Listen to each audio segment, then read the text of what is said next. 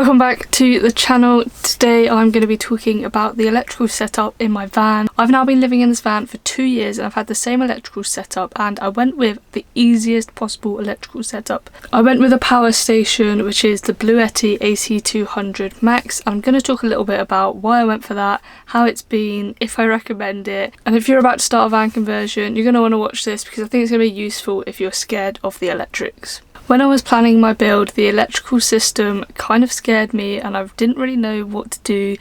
There's a lot to learn, and I knew that if I wanted to learn it I probably could have, but I was also trying to do my build in quite a short time and on a bit of a budget. Most normal electrical systems have batteries, DC to DC chargers, solar inverters, fuse boxes, whatever, so many different things, and it's just a lot to think about and a lot of wiring and a lot of potential mistakes to be made. So I wanted something that was super simple, and I decided to go for a power station, which is literally plug and play. You don't have to worry about all of the different components. It is all one unit, and it already has the solar charge controller and inverter and everything included in the unit, so you don't have to worry about that.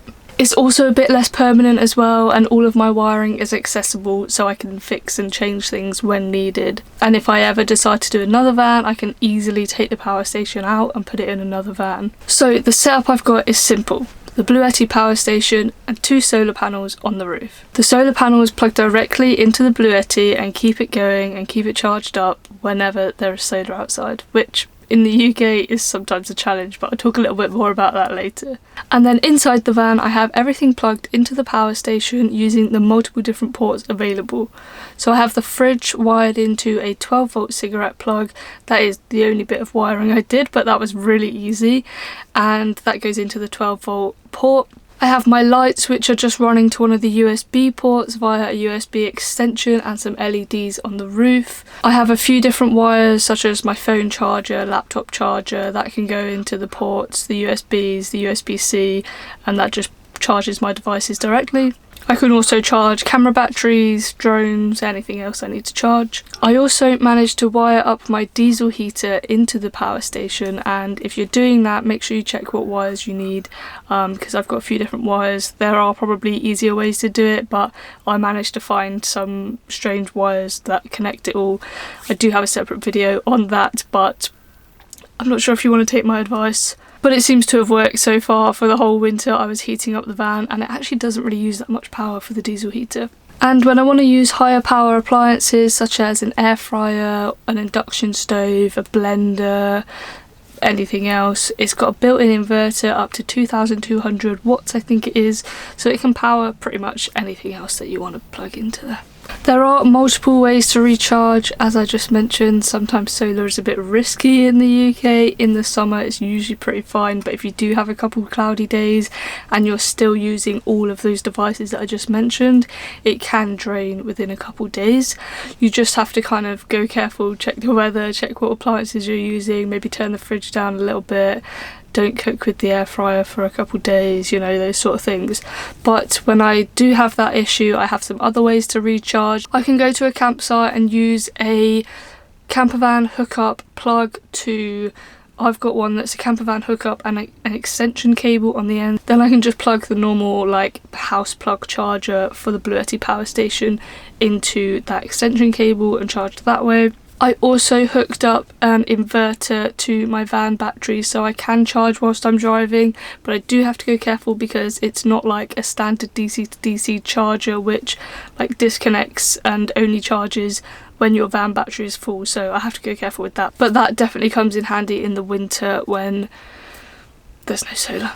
But then you do have to remember, in the winter you're usually using less electric. The fridge is usually barely on because it's cold enough to keep things cold.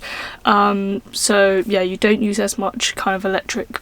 I can also just take the power station out with the charging cable, put it into a friend or family's house and plug it in to charge up there if I really need to and if I'm desperate for power.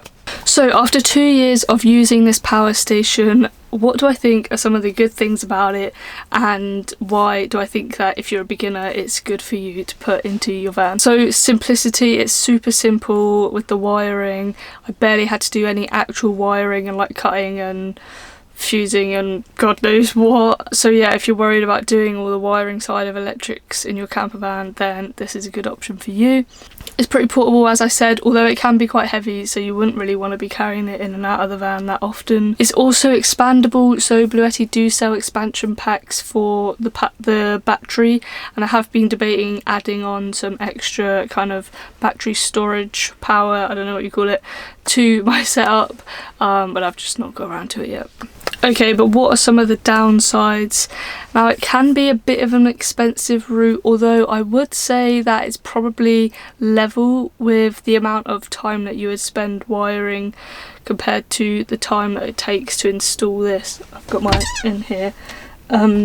So if you were going to DIY it yourself and do all the wiring, you probably could do it cheaper and get a bigger battery and have a better setup for the same cost. However, just the ease of use kind of does play a big part in that.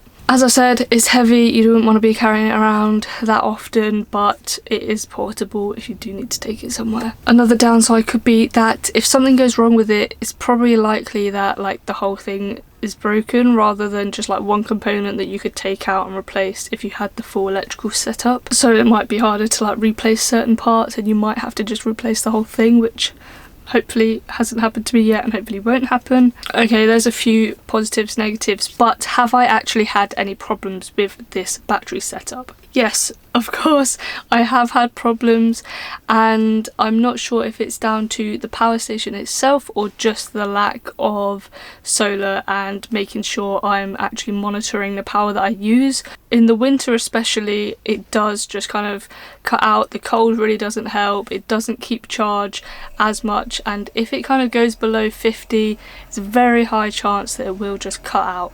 I did get a comment on one of my videos on TikTok the other day that someone said you could apparently calibrate it and check what it's doing, so I do need to look into that. I have had this happen a couple times in the summer, but it's probably been where I've like cooked dinner in the air fryer, been somewhere super shaded and cloudy where I can't get any solar for a couple days and just forgot to actually check the power, and then when it does drop below sort of 30-40 it will just cut out, which isn't great because then you need to charge it back up from 0 all the way to 100. I did have this happen the other day and I managed to recharge it in only 2 days.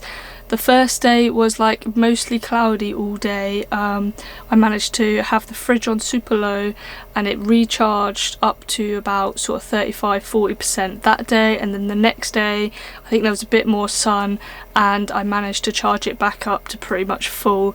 I think I did a bit of driving, so I had a bit of a boost from the inverter, but yeah, usually if that happens I will just go to a campsite, plug in, charge everything back up. But as long as you sort of keep on top of it and keep it kind of above 50, then it's usually pretty good. If you are just having a van with a really super setup and all you need is lights and a fridge, then you'll be pretty much set to go. I mean, I find it a luxury that I can use like the air fryer, a blender, be charging my laptop. So would I recommend this setup? If you are building a van, like I just said, and you want a simple setup, you don't want to have to do any wiring, you don't know anything about electrical systems, setups, wires, fuses, God knows what, then this is going to be really easy for you. If you've got a micro camper, you could probably go for a smaller power station. When I had a little Volkswagen Caddy camper, I had a couple small power stations. I did have a solar panel that was like portable and didn't work as well, so I would recommend a fixed solar panel for that. And you just need to check the voltage, fuses. It's been a while since I've done the research for this, but so you need to research that the solar panel has the right voltage or power to charge the power station that you have, so just make sure about that. That's different for different power stations, different solar panels as well.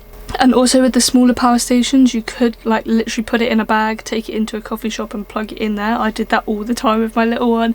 Bit cheeky, but it does work. They also charge a bit faster whilst you're driving as well. But you probably wouldn't be able to have like fridges and stuff plugged in 24/7. If you had like a little cool box that just needed a little boost every now and then that would be fine. If you were like going away for a weekend, you could get a big one, charge it up at home, put it in the camper, and you would probably have enough power for the whole weekend. So that would be super useful because you literally would just have to take it in the house, put it in the van, and you know you'd already be fully charged before you set off. and then you could just top it up whilst you're driving as well. You probably wouldn't even need solar if you're just doing like a weekend trip. If you live in your van full time, it's doable. I've lived in my van full time and I've been using it for 2 years now, so I do think it's great. And whilst yes, I could build my own electrical setup and potentially in the future I might upgrade to a proper electrical setup, for me it works, so I don't see the point in the faff with all the wiring just for an extra bit of power when I survive with what I've got. But on the other hand, if you do know how to wire, you do know electrics and it doesn't scare you, then maybe do your own setup and you can kind of customise it a bit more, get a bigger battery, add in some more things, have some fancier wiring. Like, I mean, I've got very simple lights and very simple stuff.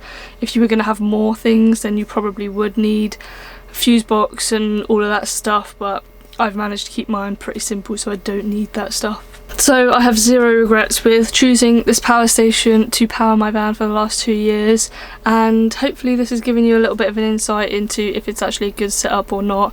If you've got any questions about how it works, any of the wiring setup, I do have a few previous videos on it, but leave a comment and I'll get back to you and I'll try and help you out with as much as possible.